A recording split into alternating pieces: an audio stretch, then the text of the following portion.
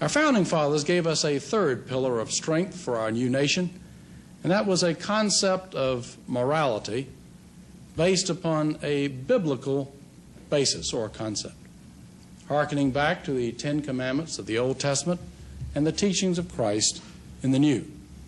In other words, this was to be the glue or the matrix that was to hold our society together. Now, as a member of Congress, I can tell you that hardly a week goes by that some member doesn't stand up on the House floor and to shout out that you cannot legislate morality.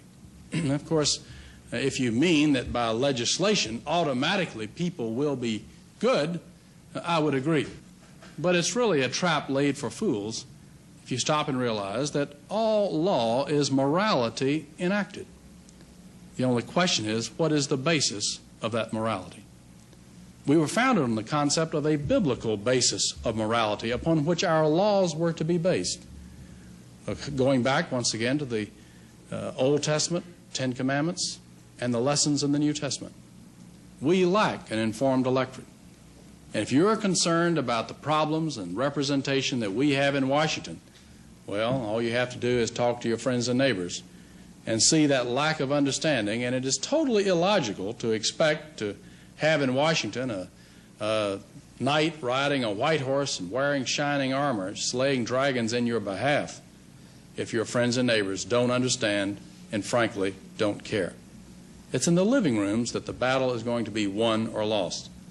That might seem strange and it might seem unusual to believe, but it has always been that way. You know, we can look back in the Old Testament in the 5th chapter of the prophet Isaiah, 13th verse.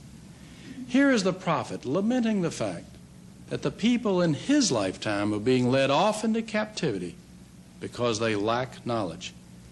And then turning over into the 4th chapter, the 6th verse of the prophet Hosea.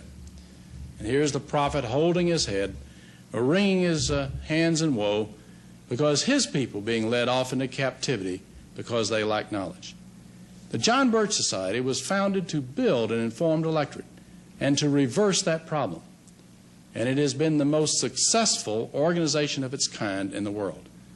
With today over 3,500 chapters, with tens of thousands of members, and an organization unparalleled in the history of the world.